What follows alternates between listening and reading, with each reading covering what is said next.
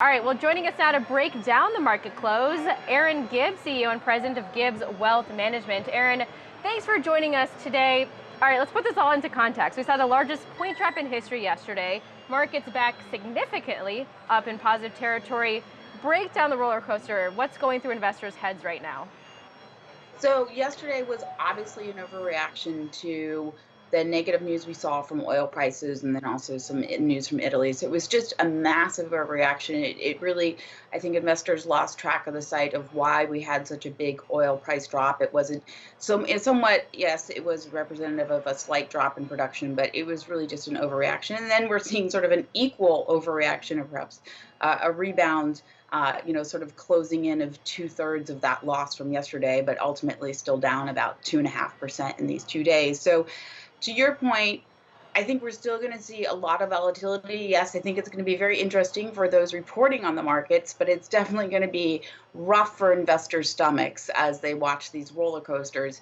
And I think we could still see some overall negative traction in the markets over the next coming months as we see further negative news. So tomorrow might be positive if we get another rate cut. Investors seem a little happier, but as we really think about it, it's unlikely that big companies are really going to do a ton of capex spending even if rates are almost at zero and essentially money is free to borrow, because they just don't have things to spend on with some of the quarantines and the uncertainty around this virus. They simply can't do the spending because so many people are in self quarantine or somewhat lockdowns or travel advisory. So I don't see that stimulus being able to work when we have this actually fear over people's health.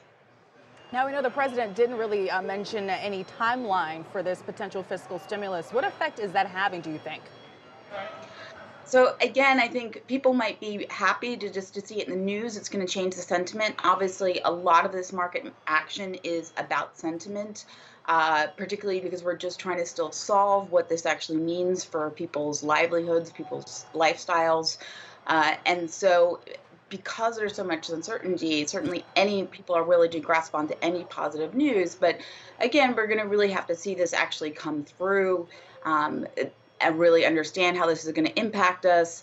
And I think any negative news around the virus, shortage of testing, a big jump in virus cases, particularly in the US, if we see something, if we see some massive quarantines, a delay in the vaccine approval, anything like that could potentially send the markets further despite any types of tax cut positive news.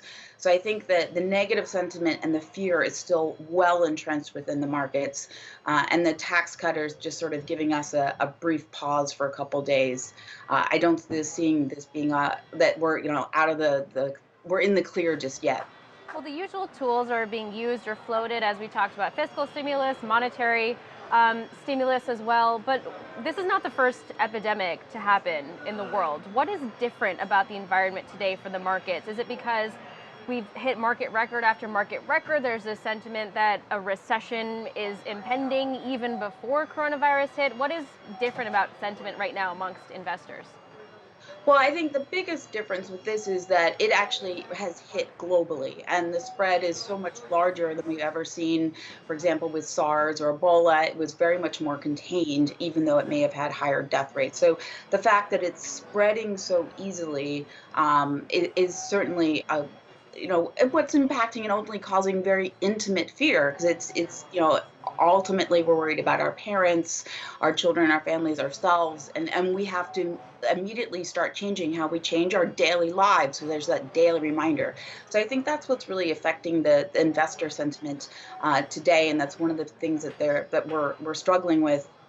Ultimately, fortunately, the U.S. economy is still in a very strong position. We have people fully employed, even if they may have to work from home for a while. So I think we still have a strong underpinning.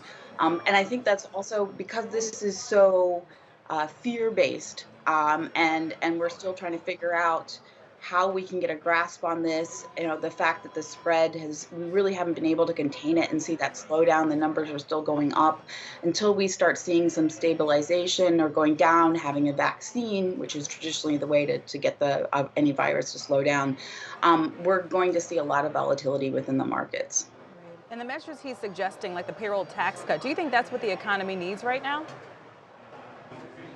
I I think we're so early in this. Right now, the economy is still doing well, so I don't think that we necessarily need it. We still have full employment. Obviously, February numbers, the payroll numbers were exceptional.